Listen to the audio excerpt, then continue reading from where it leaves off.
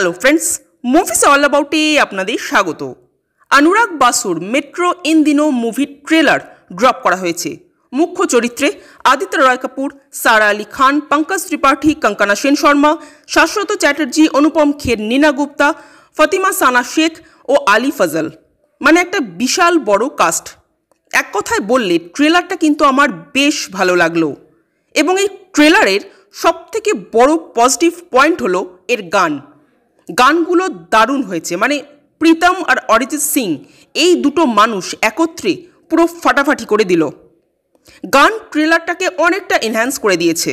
এই মুভির তেমন খুব একটা হাইপ কিন্তু এখনও পর্যন্ত দেখা যাচ্ছে না, তাই মুভি হিট করবে কি করবে না সেটা জানি না, তবে গানগুলো সুপারহিট। এখানে যে জুটিগুলো দেখানো হয়েছে, প্রথমত কঙ্কনা পঙ্কজ ত্রিপাঠী, যাদের একসাথে কিন্তু একদমই মানাচ্ছে না। পঙ্কজ ত্রিপাঠীকে যথেষ্ট বড় লাগছে কঙ্কনার থেকে।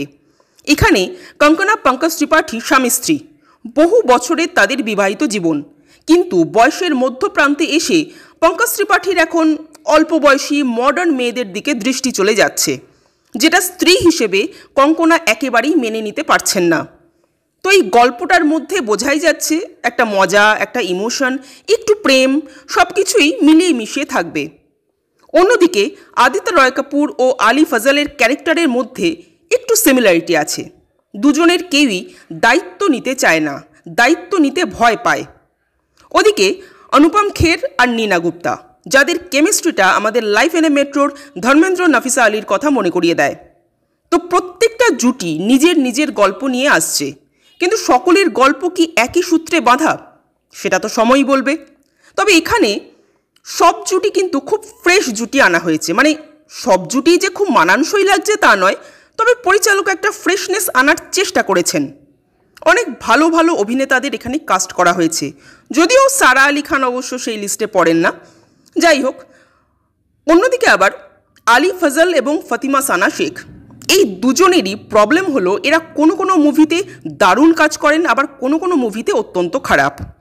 তবে আমি সবচেয়ে বেশি ইন্টারেস্টেড শাশ্বত চ্যাটার্জিকে দেখতে। কেন জানি না, আমার মনে হচ্ছে শাশ্বত চ্যাটার্জির রোলটা নীনা গুপ্তার বাড়িওয়ালা কিংবা প্রতিবেশী এরকমই কিছু একটা হতে চলেছে, যে কিনা লুকিয়ে লুকিয়ে দেখে যে পাশের বাড়ির বয়স্কা মহিলা এক বুড়োর সাথে প্রেম করছে। তো যাই হোক, এরকমই হয়তো কিছু একটা হবে। এবার দেখা যাক অনুরাগ বাসু ঠিক কতটা ইন্টারেস্টিং করে তোলেন শাশ্বতর ক্যারেক্টারটাকে। এই মুভির এডিটিং, ভিএফএক্সের কাজ মুভিকে একটু বেশি ঝাঁ চকচকে করে তুলেছে। মুভির দৃশ্যগুলো দেখে মনে হচ্ছে এআই দ্বারা নির্মিত। অভিনেতাদের মেকআপ, সব দৃশ্য বড্ড যেন প্লাস্টিক।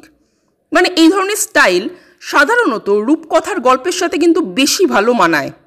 যদিও এই স্টাইলটা অনেকের অপছন্দ হতেই পারে, বাট আমার কিন্তু খারাপ লাগছে না। হোক না একটু অন্যরকম, ক্ষতি কি?